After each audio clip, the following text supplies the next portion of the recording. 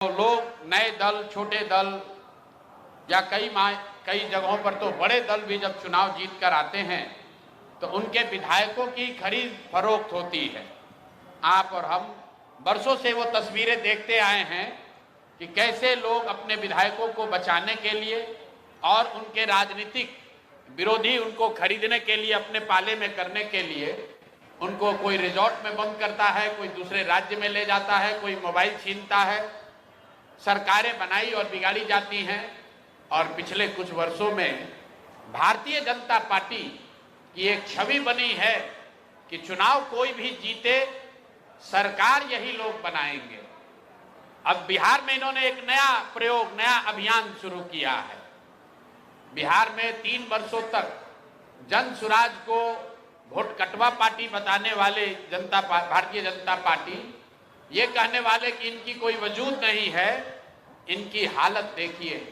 चुनाव की प्रक्रिया शुरू हुई है और सबसे ज्यादा अगर डर किसी को लग रहा है तो वो एनडीए के, भाजपा के लोगों को लग रहा है। और वो डर महागठबंधन के लोगों से नहीं लग रहा, क्योंकि महागठबंधन के लोगों का इस्तेमाल तो वो जनता को डराने के लिए करते हैं कि भाई हमको वोट दे दो, नहीं दोगे तो लालू जी का जंगल राज आ जाएगा। लेकिन इस बार चुनाव की लोकतांत्रिक प्रक्रिया में जन सुराज का एक नया विकल्प जनता के सामने है। और जो बात मैं पिछले 2 बरस से गांव-गांव जाकर मैंने बताया है कि जन सुराज का सबसे बड़ा असर ये है कि सबसे बड़ा योगदान ये है कि 30 वर्षों से चल रही बंधुआ मजदूरी, लोगों की मजबूरी, जहां लालू जी के डर से भाजपा नीतीश और भाजपा के डर से लालू जी को आपको वोट देना पड़ता है, उस राजनीतिक बंधुआ मजदूरी को खत्म करने का रास्ते का नाम है जन सुराज। और इसकी वानगी आप देखिए, यहाँ का एक क्षेत्र, अभी आपने खबर सुनी होगी कि पिछले 4-5 दिनों में 3 जन सुराज के घोषित उम्मीदवार जिन्होंने नामांकन किया या जो लोग नामांकन करने गए, उन लोगों को नामांकन नहीं करने दिया गया, या नामांकन किया तो उससे उनका नामांकन विड्रॉ कराया गया है। अब कुछ लोग इसको ये चर्चा कर रहे हैं कि लगता है कि जन सुराज के लोग डर रहे हैं। तो अब कौन डर रहा है, इसको दिखाने के लिए आपके पास यहाँ आज मैंने प्रेस वार्ता बुलाई है। पहला केस है दानापुर का। दानापुर में महागठबंधन की ओर से एक सज्जन जो चुनाव लड़ते हैं, उनकी छवि एक बड़े बाहुबली अपराधी प्रवृत्ति के नेता के तौर पर है, जो अभी जेल में है। और फिर भी वहां भाजपा जब लड़ती है तो इनके पास बताने के लिए कुछ नहीं है, सिर्फ ये डराते हैं कि भाई हमको वोट दे दो, नहीं तो जो सज्जन राजद से जीतते हैं वो आ जाएंगे, आपका जीना हराम कर देंगे। तो इस बार दानापुर की जनता ने ये तय किया था कि भैया उनसे डर के हम लोग भाजपा को वोट नहीं देना चाहते। और दानापुर के सारे व्यवसायी एक साथ बैठकर उन्होंने ये तय किया कि भाई कोई भी जीतता है, सबसे ज्यादा खामियाजा, सबसे ज्यादा दिक्कत दानापुर में बिजनेस व्यापार करने वाले लोगों को होती है। वहां के जो दोनों ओर के बाहुबली नेता हैं वो उनको परेशान करते हैं। तो वहां के लोग यहाँ आए, मेरे साथ उनकी 3 राउंड 4 राउंड बैठकें हुई और सबने मिलकर अपने में से, आपस में से एक राजनीतिक व्यक्ति जो वहां पर व्यवसायी भी हैं, उनका नाम अखिलेश है, वैसे बोलचाल की भाषा में उनका नाम मुटुर शाह है, वो लोग आए और पूरे समाज ने मिलकर ये तय किया कि मुटुर शाह जी को भैया आप टिकट दीजिए। तो हम लोग इन रीतलाल यादव के डर से भाजपा को और भाजपा के डर से रीतलाल यादव को जो वोट देने की व्यवस्था बनी है, इससे हम लोग निकल सके। रीतलाल यादव जी को टिकट पार्टी ने दिया। रीतलाल यादव जी जब यहां से गए हैं टिकट लेकर, मैं आपको उसका चित्र जारी कर रहा हूं। ये रीतलाल मुटुर शाह का, ये मुटुर शाह हैं जो मनोज भारती जी के हाथ से यहां से सिंबल लेकर गए। और ये साहब सिंबल लेकर तो गए, लेकिन वहां पर निर्वाचन के ऑफिस तक नहीं पहुंच सके। ये कहां गए? पूरे दिन तक मीडिया में अफवाह चलता रहा और भाजपा वाले ये बताते रहे कि रीतलाल यादव ने, उनके गुंडों ने, राजद के गुंडों ने जन सुराज के उम्मीदवार को बंधक बना लिया है। तो अब मैं आपको वो चित्र दिखा रहा हूं कि ये साहब उस दिन मुटुर शाह जी कहां थे। ये देखिए, ये हैं भारत के गृह मंत्री, ये भारत के गृह मंत्री हैं अमित शाह। अमित शाह जी हैं भारत के गृह मंत्री, और साथ में है धर्मेंद्र प्रधान जो भारत सरकार के मंत्री हैं और भाजपा के यहाँ चुनाव के अधिकारी हैं, प्रभारी हैं।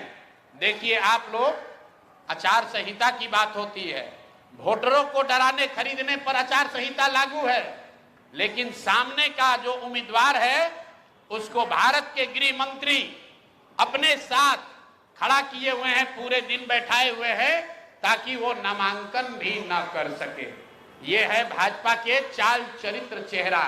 ये देखिए भाजपा का चाल चरित्र चेहरा, और बता रहे हैं ट्विटर पर बैठ के कि जनसुराज के उम्मीदवार भाग रहे हैं। आप बताइए, कोई साधारण व्यवसायी जो राजनीति करता है उसको भारत के गृह मंत्री अगर बुलाकर अपने साथ बैठा ले तो उसके पास क्या विकल्प बचेगा। और कहां है चुनाव आयोग? एक वोटर को आप पैसा देते हुए, डराते हुए अगर दिख जाए तो आप पर इल्जाम लगता है कि आपने आचार संहिता का उल्लंघन किया। और यहां भारत के गृह मंत्री और केंद्र में भाजपा के मुख्य मंत्री धर्मेंद्र प्रधान खुलेआम जदयू जन सुराज के प्रत्याशी को अपने साथ, अपने साथियों के साथ, दल बल के साथ घेरे हुए हैं, और इस पर कोई प्रतिक्रिया नहीं है। चुनाव आयोग को अभी आपको ये जारी करने के बाद आधिकारिक तौर पर हम लोग चुनाव आयोग को हम लोग निवेदन करने जा रहे हैं कि देखिए कि हम जनसुराज के प्रत्याशियों के साथ क्या हो रहा है। ये जनसुराज के प्रत्याशी के साथ नहीं हो रहा है, ये वो डर है, वो राजनीतिक बंधुआ मजदूरी जो खत्म करने का रास्ता जनसुराज ने बनाया है, उससे छटपटाहट जो पैदा हुई है उसी का नतीजा है। क्योंकि ये एक बात नहीं है, ये एक केस नहीं है। अब दूसरा केस देखिए, ब्रह्मपुर में, ब्रह्मपुर शाहपुर विधान बक्सर लोकसभा क्षेत्र के ब्रह्मपुर में, वहां से दूसरे लोजपा के एक बहुत बड़े बाहुबली नेता हुलास पांडे जी चुनाव लड़ रहे हैं। जरा सुनिए ये लोग कैसा कैसा राजनीति करते हैं। बिहार में स्वच्छता की बात कर रहे हैं। एनडीए का उम्मीदवार कौन है? लोजपा के हुलास पांडे। उनकी छवि क्या है वो आप हमसे बेहतर जानते हैं। वहां से ये जन सुराज के प्रत्याशी हैं डॉक्टर सत्य प्रकाश तिवारी। देख लीजिए, पटना में बहुत बड़ा नेत्र अस्पताल चलाते हैं, और इनका चेहरा देख लीजिए कि एक दबाव में इन्होंने टिकट लिया है कि खुशी खुशी लिया है।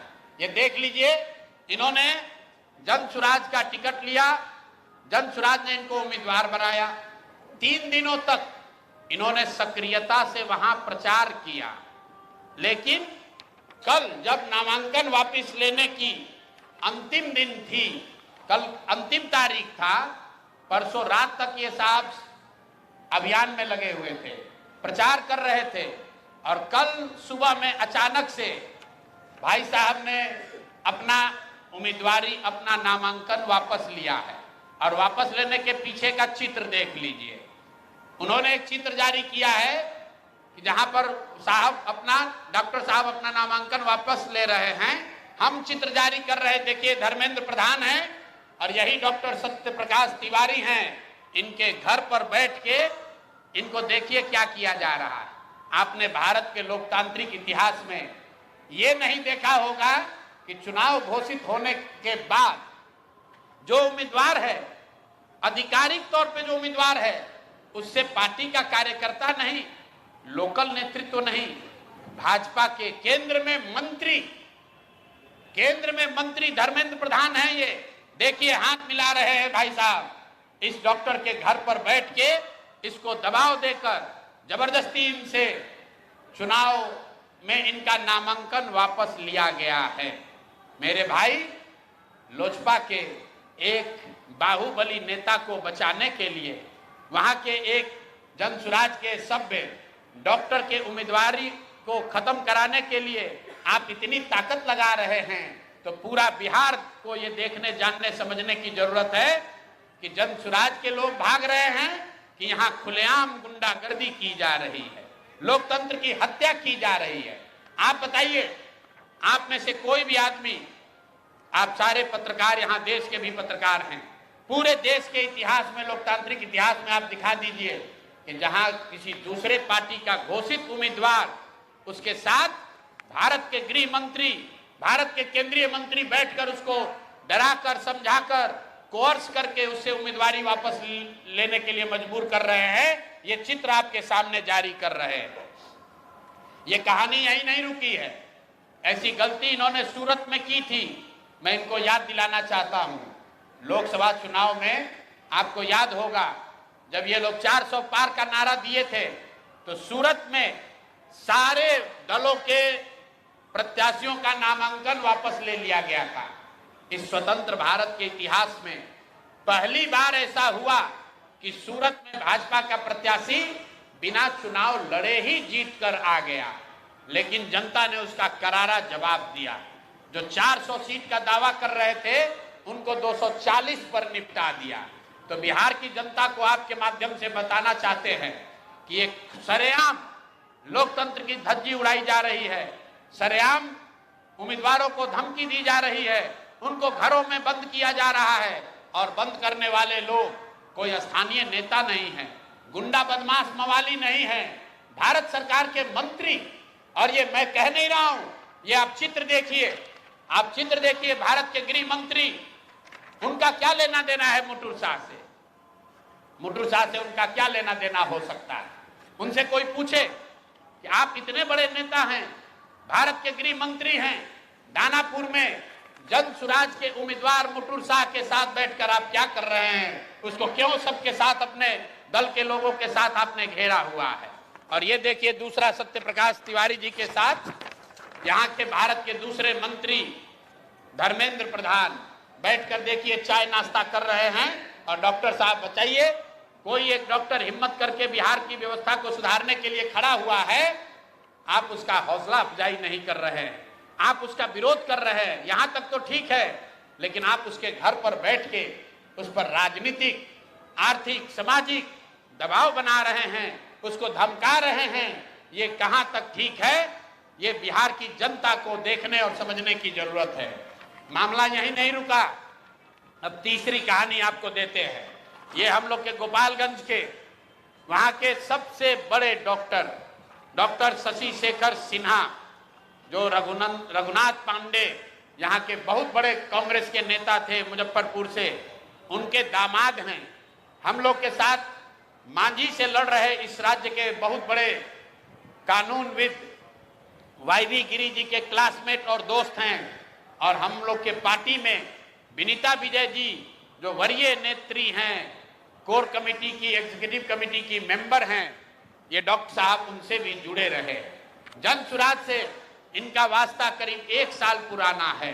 मेरी सभाओं में, हम लोग की बैठकों में लगातार आते रहे। इनको जन सुराज का उम्मीदवार बनाया गया गोपालगंज से। ये उनका ट्वीट है, मैं पढ़ देता हूं।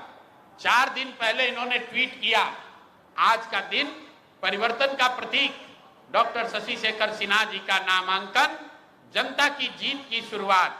यह है डॉक्टर शशि शेखर सिन्हा। और ये देखिए, परसों रात में ये 8 बजे तक चुनाव का प्रचार कर रहे थे। परसों रात में 8 बजे तक चुनाव का प्रचार कर रहे थे। रात में 11 बजे के बाद वहां के भाजपा के एमएलसी और अन्य कई बड़े नेता डॉक्टर साहब के पास पहुंचे और इन पर हर तरह का दबाव बनाकर ये मजबूर किया कि आप चुनाव में अपना नामांकन वापस लीजिए। कल सुबह मेरी सबसे पहले जब मुझे ये सूचना मिली तो डॉक्टर वाईवी गिरी जी ने इनसे लंबी बात की फोन पर। इन्होंने कहा कि नहीं, मैं बिल्कुल जन सुराज के साथ हूं, किसी भी तरीके से पीछे हटने का सवाल नहीं है। उसके बाद मेरे से इनकी फोन पर बात हुई है 11 बजे। मैं आपको फोन का कॉल रिकॉर्ड जारी कर सकता हूं। 11 बजे डॉक्टर साहब से बात हुई है। डॉक्टर साहब ने कहा है कि प्रशांत जी, हम पर थोड़ा दबाव बना रहे हैं लोग, लेकिन मैं पूरी तरीके से आपके साथ हूं। उसके 2 घंटे के बाद डॉक्टर साहब अपने घर से निकले और जाकर अपना नामांकन वापस करने का आवेदन दे दिया और अपना फोन, अपना सारा सार्वजनिक कॉन्टैक्ट उन्होंने बंद किया हुआ है। और ये चित्र भाजपा की ओर से जारी किया गया है, जिसमें वहां के भाजपा के प्रत्याशी और भाजपा के बड़े नेता डॉक्टर साहब को गले लगा रहे हैं और ये बता रहे हैं कि भाजपा के समर्थन में इन्होंने अपना नामांकन वापस लिया है। ये आपको मैं तीन जो घटना हुई है, ये इससे आपको अवगत कराना चाहता हूं। बात 3 प्रत्याशियों की नहीं है, क्योंकि जन सुराज के 240 योद्धा भी हैं मैदान में। भाजपा को हराए बगैर, एनडीए को उखाड़े बगैर मानेंगे नहीं। और 14 तारीख को परिणाम आएगा, दूध का दूध पानी का पानी हो जाएगा। लेकिन ये जो माहौल बनाने की कोशिश कर रहे हैं कि हम लोग डरने वाले हैं, मेरे भाई प्रशांत किशोर जन सुराज के साथी किसी से डरने वाले नहीं हैं। हम लोग किसी से डरने वाले नहीं हैं। चाहे जितने उम्मीदवारों को खरीद लो, जितने उम्मीदवारों को धमकी दे लो, जितने उम्मीदवारों को उनके घरों में कैद कर लो, चुनाव लड़ा जाएगा और इतनी ताकत से लड़ा जाएगा कि आपके दांत खट्टे कर देंगे। हम लोग महागठबंधन नहीं हैं। ये लोग महागठबंधन के उम्मीदवारों की चिंता नहीं करते हैं, क्योंकि इनको मालूम है कि महागठबंधन से भी कोई बाहुबली खड़ा है, महागठबंधन से भी कोई बालू माफिया खड़ा है। तो जाएंगे और जनता में कहेंगे कि अरे भाई ये तो जंगल राज वाले लोग हैं, इनको वापस नहीं आने देना है तो हमको वोट दे दो। लेकिन ये डरते हैं अच्छे लोगों से, ये डरते हैं डॉक्टरों से, ये डरते हैं व्यवसायियों से, ये डरते हैं शिक्षाविद से, ये डरते हैं समाज सेवियों से। जो आपने वो डायलॉग सुना होगा किसी पिक्चर में कि गुस्से से डर नहीं लगता है, प्यार से डर लगता है। इन लोगों को बदमाश नेताओं से डर नहीं लगता है, इनको अच्छे लोगों से डर लगता है। ये जन सुराज का डर है। इतने अच्छे लोग खड़े किए गए हैं जिनके सामने लड़ने का इनका मादा नहीं है, लेकिन ये गैर राजनीतिक लोग हैं, ये राजनीतिक लोग नहीं हैं। इनके परिवार पर, इनके दोस्तों पर, इनके रिश्तेदारों पर इतने तरह का दबाव बनाया जा रहा है कि आप लोग चुनाव में अपना नामांकन वापस ले लीजिए। मैं अभी आ रहा हूं और अभी एक घटना आ रही है वाल्मीकि नगर से। वाल्मीकि नगर से पहली बार सामान्य सीट से थारू समाज के एक शिक्षक को जन सुराज ने टिकट दिया है। वो शिक्षक ने, दिग्नारायण जी ने 2024 में अपने पद से इस्तीफा दे दिया। वो शिक्षक थे, 2024 में अपने समाज के लिए, वाल्मीकि नगर के लिए जन सुराज से प्रभावित होकर उन्होंने अपने पद से इस्तीफा दिया और जन सुराज के साथ जुड़कर ये चुनाव में वो वाल्मीकि नगर से उम्मीदवार हैं। उनकी सैलरी 2 साल से उनको नहीं मिली है। वहां के ब्लॉक एजुकेशन अफसर ने उनका इस्तीफा स्वीकार कर लिया। 2 बरस से वो राजनीति कर रहे हैं और आज जब नाम स्क्रूटनी का दिन आया है तो उन पर सरकार और वहां के बड़े बाहुबली जदयू के जो वहां विधायक हैं, प्रशासन के साथ मिलकर ये दबाव बनाया जा रहा है कि आपका इस्तीफा स्वीकार नहीं किया गया है। ब्लॉक एजुकेशन अफसर ने कर लिया है, लेकिन डीईओ ने नहीं किया है। डीईओ के पास 2 बरस से उनका इस्तीफा का डॉक्यूमेंट पड़ा हुआ है और आज ये षड्यंत्र रचा जा रहा है कि आपका इस्तीफा पूरा नहीं है। हम लोग प्रोटेस्ट कर रहे हैं, वहां बात रखी गई है। मेरा आपके माध्यम से चुनाव आयोग से भी अनुरोध है कि कृपा करके देखिए, लोकतंत्र में इस तरह की जो सरेआम जो आपके कानून का, आचार संहिता का उल्लंघन हो रहा है, इसको रोकिए, वरना आप पर जो लोगों की विश्वसनीयता है, आपकी जो विश्वसनीयता है, लोगों का जो विश्वास है, वो सब खत्म हो जाएगा। अगर आप उम्मीदवारों की रक्षा नहीं कर सकते हैं तो फिर आप वोटरों की रक्षा कैसे करेंगे? अगर उम्मीदवार सुरक्षित नहीं है तो वोटर कैसे सुरक्षित होगा? अगर उम्मीदवार को बंधक बनाकर नामांकन वापस लेना जायज है तो फिर वोटरों को बंधक बनाकर वोट नहीं देना, दिलवाना, ये कैसे नहीं जायज होगा? यही बात बताने के लिए आपको आज मैंने बुलाया है। आप सभी आए हैं, आपके माध्यम से बिहार के लोगों को ये बताना चाहते हैं कि जन सुराज पूरी ताकत से इस चुनाव के मैदान में है और चाहे 2-3 लोगों को इन लोगों ने डरा लिया, या उनको फंसा लिया, उनको पकड़ लिया, जन सुराज के योद्धा पीछे हटने वाले नहीं हैं। हर हालत में बदलाव होकर रहेगा। बिहार के बच्चे गुजरात में मजदूरी करने नहीं जाएंगे। अमित शाह जितनी कोशिश करना चाहते हैं गृह मंत्री कर ले, उनके दल के लोग जितनी ताकत लगाना है लगा लें।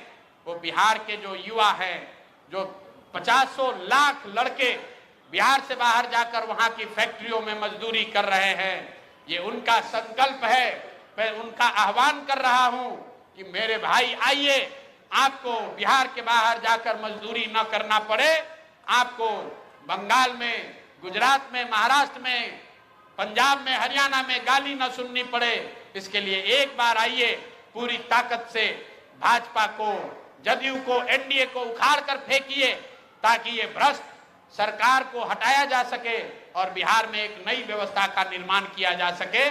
बहुत बहुत धन्यवाद। पटना साहिब और तारापुर में अभी तो कोई घटना नहीं हुई है। अगर कोई घटना होगी तो आपके सामने है। तारापुर में वीआईपी के उम्मीदवार को ने नामांकन वापस लिया है। तो मैं आपके जरिए ये बता रहा हूं कि बिहार में इस बार नए तरीके का खेल किया जा रहा है। पिछले चुनाव में काउंटिंग में बहुत बड़ा खेल किया गया था। बिहार के लोग जानते हैं कि कम से कम 10 से ज्यादा विधानसभा क्षेत्रों में काउंटिंग के अंतिम घंटे में ऊपर नीचे करके सत्तारूढ़ दल को उस समय मदद पहुंचाने का आरोप खुलेआम बिहार के गांव-गांव, घर-घर में लोग लगाते हैं। आज ये नया खेला हो रहा है। इस बार ये इतने डरे हुए हैं कि चुनाव लड़ने की भी हिम्मत नहीं है। चुनाव लड़ने से पहले ही जो लोग चुनाव के मैदान में आ रहे हैं उन पर केस किया जा रहा है, उनको पकड़ा जा रहा है। और मैंने आपको चित्र जारी किया।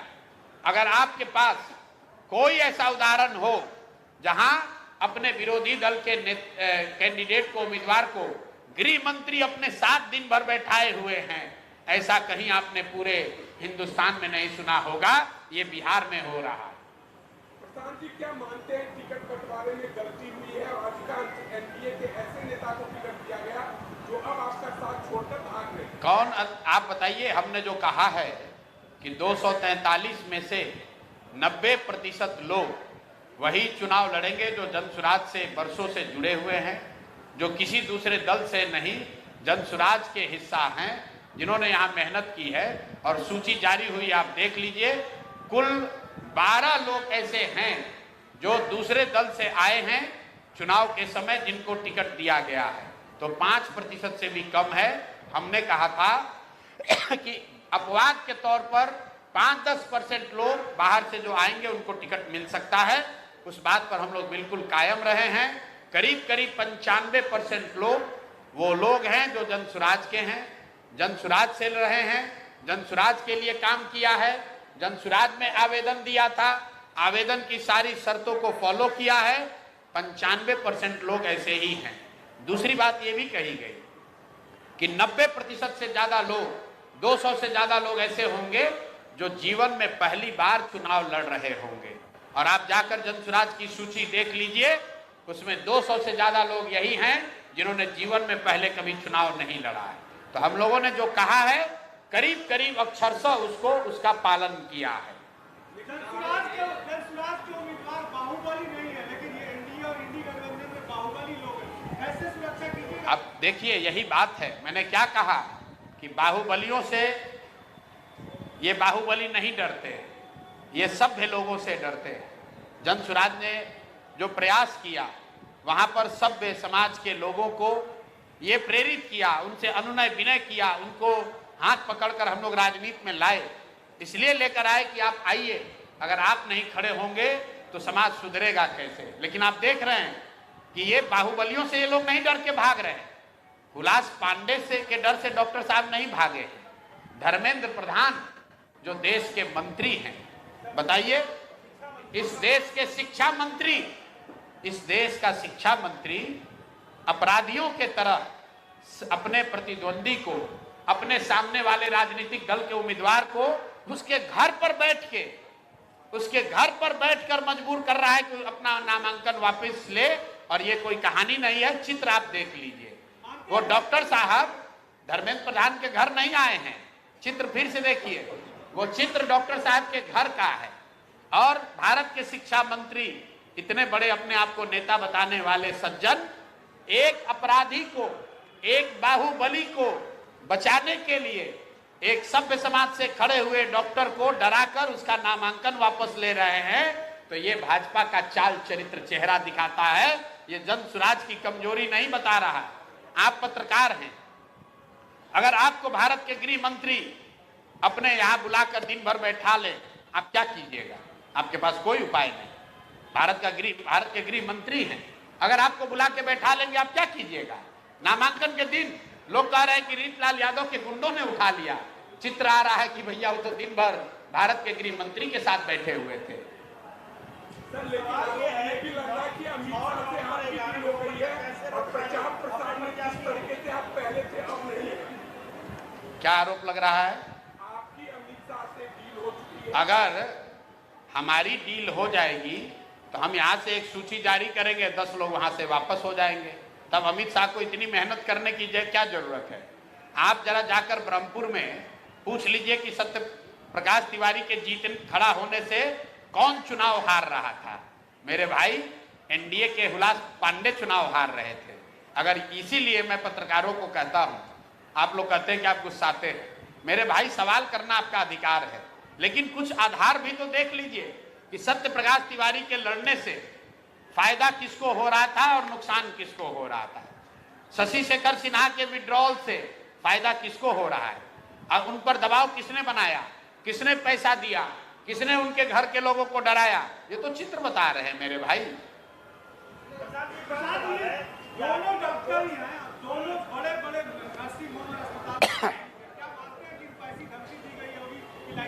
बिल्कुल धमकी क्या?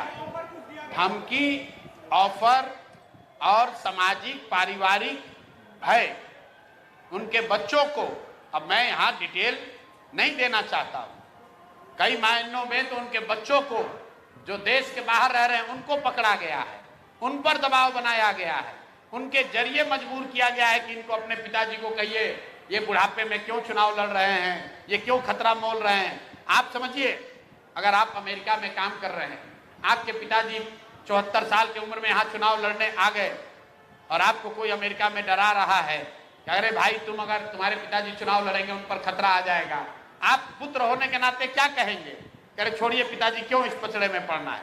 जिन्होंने नामांकन वापस लिया है, मैं उनको सही नहीं कह रहा हूं, गलती उनकी है, लेकिन किन परिस्थितियों में ये लोग नामांकन वापस ले रहे हैं, ये भी बिहार की जनता को जानना समझना उतना ही जरूरी है जितना कि नामांकन वापस लेने की घटना का रिपोर्ट करना जरूरी है।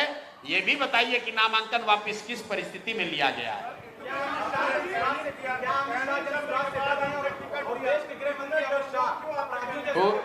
पूरे भाजपा वाले थर-थर एनडीए वाले कांप रहे हैं, थर-थर कांप रहे हैं, क्योंकि इनको अंदाजा ही नहीं था कि समाज के ऐसे ऐसे लोग भी इनके सामने खड़े हो जाएंगे चुनाव लड़ने। और जो लोग खड़े हो गए हैं उसमें से हर व्यक्ति पर दबाव है। ये 3 लोगों ने तो नामांकन वापस लिया है।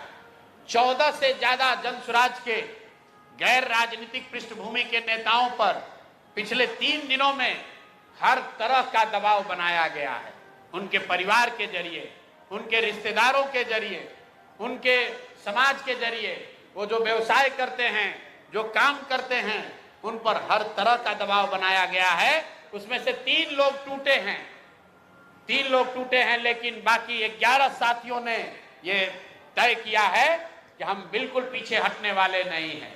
यहाँ जो हम लोग के बहुत बड़े शिक्षाविद केसी सिन्हा जी चुनाव लड़ रहे हैं, आप में से भी कई साथियों ने कहा हमको कि उन पर बहुत बड़ा दबाव है, केसी सिन्हा पर बहुत बड़ा दबाव रहा है।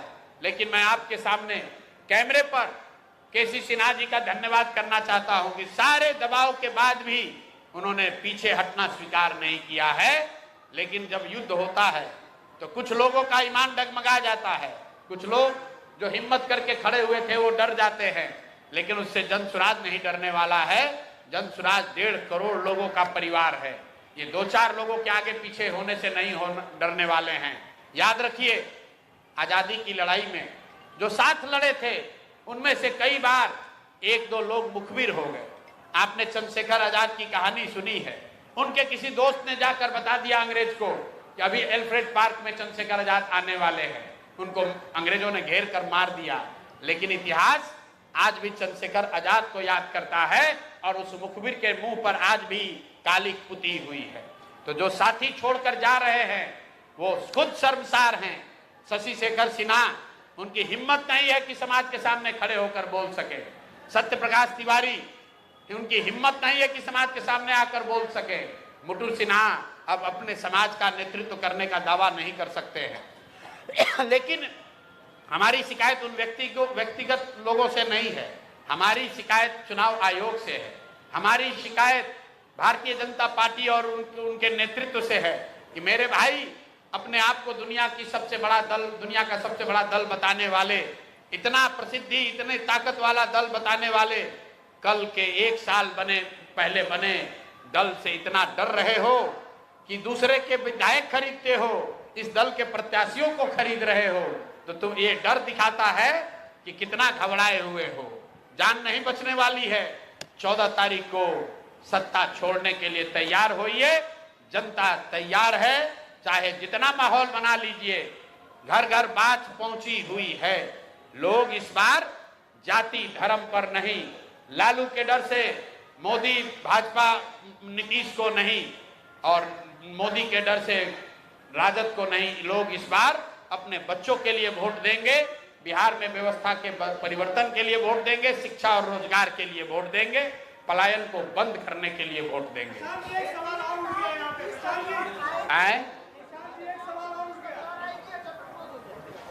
एनडीए के खिलाफ किस छठ के बाद जारी किया जाएगा? अच्छा, आप भ्रष्टाचार वाला पूछ रहे हैं। भ्रष्टाचार वाला किस्त जो है, अभी छठ, दिवाली और छठ है, सब लोग अपने अपने घर में पर्व मना रहे हैं, तो लोगों को पर्व मना लेने दीजिए। छठ के बाद जो किस्त बाकी है वो जारी किया जाएगा। 50 लाख से ज्यादा जो पलायन सही हुआ व्यक्ति बिहार आए हैं, जब इतने बड़े बड़े लोग डर गए कि ये नेता तो उनके परिवार वालों को भी डराएंगे कि वोट के पहले चले जाए यहाँ से। लेकिन जो लोग आ रहे हैं, आप जरा कैमरा लगाकर उनसे पूछिए, सब ये कह रहे हैं इस बार छठ मनाने आए हैं और बिहार में बदलाव करने आए हैं, जन सुराज को जिताने आए हैं। ये जो बाहर से आ रहा है वो जन सुराज की सबसे बड़ी ताकत है। 50 लाख लोग, जन सुराज के अपने कार्यकर्ता, अपने समर्थक, अपनी व्यवस्था छोड़ दीजिए, 50 लाख लोग जो बिहार से बाहर से आ रहे हैं, उसमें से ज्यादातर लोग जन सुराज के विचार से प्रभावित है। वो जन सुराज में नई व्यवस्था चाहते हैं। वो चाहते हैं कि बिहार में ऐसा बदलाव हो कि उनको छठ के बाद छठ के बाद उनको वापस गुजरात में, जामनगर, सूरत में जाकर नौकरी मजदूरी न करनी पड़े। तो सारे लोग सजग हैं। इसीलिए मैं विश्वास से कह रहा हूं कि 14 नवंबर को रिजल्ट आने दीजिए, आपको दिखेगा। ये जितना गुजरात के लोग हैं सोच रहे हैं कि बिहार में व्यवस्था बनी रहे और बिहार मजदूरों की फैक्ट्री बनी रहे। गुजरात का लड़का बनेगा फैक्ट्री का मालिक और बिहार के बच्चे बनेंगे उन फैक्ट्रियों में मजदूर। ये बात नहीं चलेगी।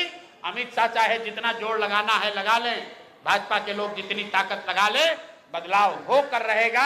इस बार जन सुराज की व्यवस्था बनकर रहेगी।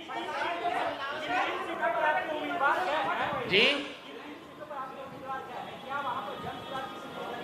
नहीं, किसी को समर्थन नहीं देंगे, बिल्कुल किसी को समर्थन नहीं देंगे। बिहार में बदलाव के लिए 120 सीट काफी है। तो मैं बिहार के जनता से यह अपील कर रहा हूं, इन्होंने 3 सीट पर खरीद फरोख्त किया है, इनको 240 पर इसका मजा चखाइए, तभी इनको सबक सिखाया जाएगा। जैसे 1 सीट सूरत में इन्होंने धांधली की थी, पूरे देश के लोगों ने सबक सिखाया, वैसे बिहार के लोगों के लिए यह संकल्प लेने का दिन है। किसी भी हालत में एनडीए और जदयू के, भाजपा के प्रत्याशियों को वोट मत दीजिए। अगर वोट दीजिएगा तो आपके बच्चों को गुजरात में जाकर मजदूरी करनी पड़ेगी, कोई उनको नहीं बचा पाएगा। मेरे भाई, एक बार अपने बच्चों के लिए सजग हो जाओ, नहीं तो जामनगर और सूरत में आपके बच्चे मजदूर बनकर अपना जीवन बिताएंगे और ये भाजपा के नेता बिहारी कहकर आपको गाली देंगे, आपको अपमानित करेंगे। ये आपके हाथ में फैसला करना है, ताकत आपके पास है, वोट आपका है, निर्णय आपको करना है। जी बिहार की जनता ये भी पूछेगी 3 प्रत्याशियों को बाहुबली से नहीं बचा पाए तो पूरे बिहार को कैसे बताएंगे? ये बाहुबली से लोग नहीं डरे, हुलास पांडे से डॉक्टर साहब नहीं डरे, मुटुर शाह रीतलाल यादव से नहीं डरे, वो भारत के गृह मंत्री से डरे। अब आप बताइए कि गृह मंत्री अगर आपको अपने घर बुलाएं, अपने कार्यालय बुलाएं और पूरे दिन वहीं बैठा लेंगे तो आप क्या कहिएगा? अगर भारत के शिक्षा मंत्री एक डॉक्टर प्रत्याशी के घर पर आकर बैठ जाएं तो आप क्या कहिएगा? आप बताइए। अगर आपके घर का कोई साथ, आपका बेटा, आपका भाई जो अमेरिका में काम कर रहा है, वहां अमेरिका में उस पर दबाव बनाया जाए भारतीय जनता पार्टी के सदस्यों के द्वारा कि अपने पिताजी को कहकर उसका नामांकन वापस कराओ, तो आप क्या कहिएगा? ये लोग अपराधियों से नहीं डरे, ये तो प्रचार कर रहे थे। इन्होंने तो अपराधियों के सामने नामांकन किया है, ये डरे नहीं है। इनको एक तरीके से बंधक बनाया गया है, आर्थिक सामाजिक दबाव बनाकर इनको बंधक बनाया गया है। आप बाहुबली से तो बचा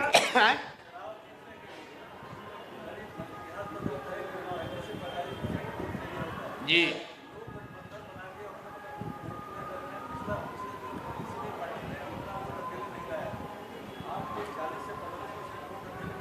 भाई, इसको मैंने पहले समझाया हुआ है कि पिछला जो चुनाव हुआ है, बाकी का छोड़ दीजिए, 2020 में जो चुनाव हुआ तो दोनों गठबंधन को मिलाकर 72% वोट पड़ा है। मतलब 28% लोगों ने 2020 में ना महागठबंधन को वोट दिया ना एनडीए को वोट दिया, तो 28% लोग तो पहले से इनके विरोध में खड़े हैं। और दूसरा, आप लोग का भी अपना अलग अलग आकलन है। कोई बता रहा है कि जनसुराज एनडीए का 5-10% वोट काटेगा, कोई बता रहा है कि 5-10% वोट महागठबंधन का काटेगा। तो अगर आपकी बात ही मान ले तो 5-10% एनडीए का वोट कटा, 5-10% महागठबंधन का वोट कटा, इन दोनों को 28% लोग जो पहले से इन दोनों गठबंधनों से कटे हुए हैं, इसको जोड़ दीजिएगा तो करीब करीब 45% वोट होता है। और यही वो लोग हैं जो जनसुराज को वोट देने जा रहे हैं।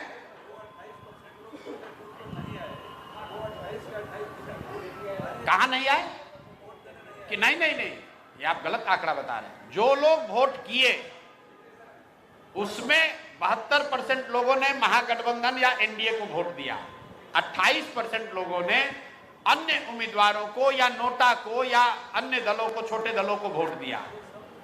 तो मैं ये नहीं कह रहा हूं कि सब आ जाएंगे, लेकिन आपने कहा कि कौन आपको वोट देगा, तो 28% जनता, तो 2020 में 28 पर 1/3 जनता तो पहले से इन दोनों को वोट नहीं दे रही है।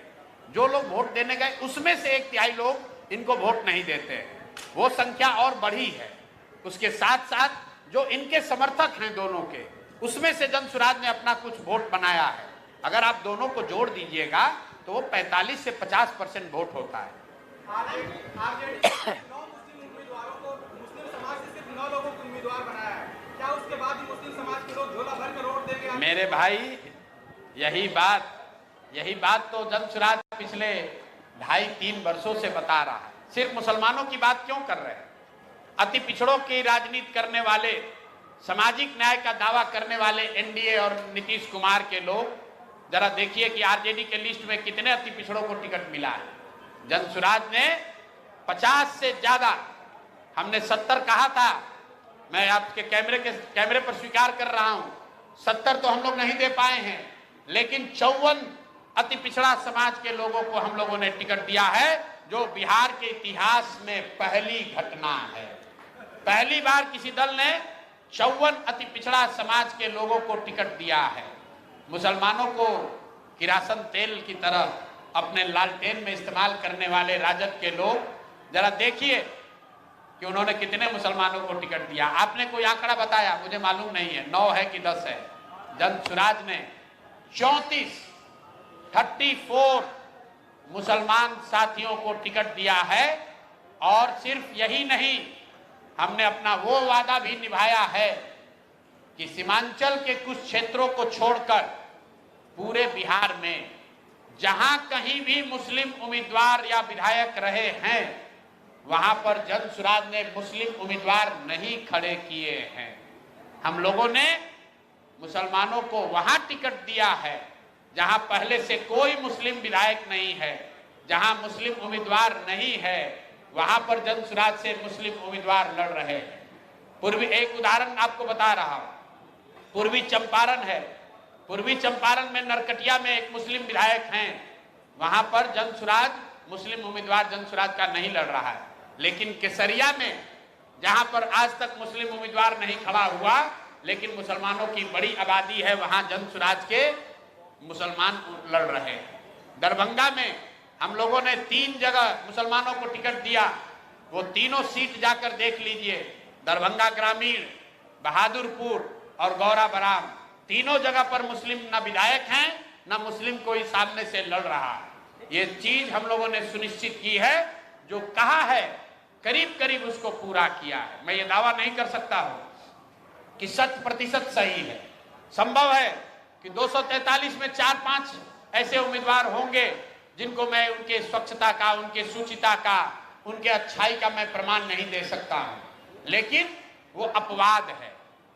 कोशिश ये की गई है कि 95% से ज्यादा लोग वो लोग हों जिनके बारे में मैंने वादा किया था।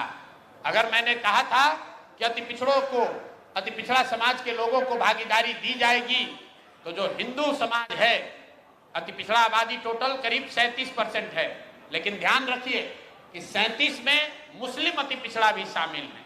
हिंदू अति पिछड़ों की संख्या करीब करीब 25% है। तो 200 में 200 सीट, 40 तो रिजर्व है, 200 सीट में 25 के हिसाब से उनको 50 सीट मिलना चाहिए था। जनसुराज ने करीब करीब वो वादा पूरा किया है। 50 से ज्यादा अति पिछड़ा समाज के लोग जनसुराज से के टिकट पर चुनाव लड़ रहे हैं। समाज से बचाने के लिए क्या करेंगे? कुछ नहीं करेंगे, जनता से अपील करेंगे। जनता की अदालत में खड़े हैं। जब चुनाव आयोग कुछ नहीं कर रहा है, जब सरकार ही चोरी कर रही है, जब थानेदार ही लुटेरा हो जाए, तो आप क्या कहिएगा?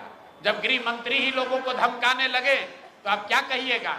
आपने सुना होगा कि लालू जी के राज में लोग कहते थे कि जंगल राज है, अपहरण होता था, तो लोग आरोप लगाते थे कि मुख्यमंत्री आवास से वो सौदे होते थे, तय किया जाता था कि अपहरणकर्ता से डीलिंग कैसे होगी, इसीलिए तो अपहरण इतना बड़ा उद्योग बन गया था। उसी तरह जब भारत के गृह मंत्री, भारत के शिक्षा मंत्री खुलेआम बिहार में घूमकर उम्मीदवारों को डरा रहे हैं, खरीद रहे हैं, उनसे नामांकन वापस करा रहे हैं, तो एक ही विकल्प है, बिहार की जनता को देखना है और उनको सुनिश्चित करना है कि ये गलत काम करने वालों को सजा दें, वोट की चोट पहुंचाएं, ताकि आगे कभी भी आकर बिहार में ऐसी घिनौनी हरकत कोई भी नेता और दल न कर सके। बहुत बहुत धन्यवाद भैया।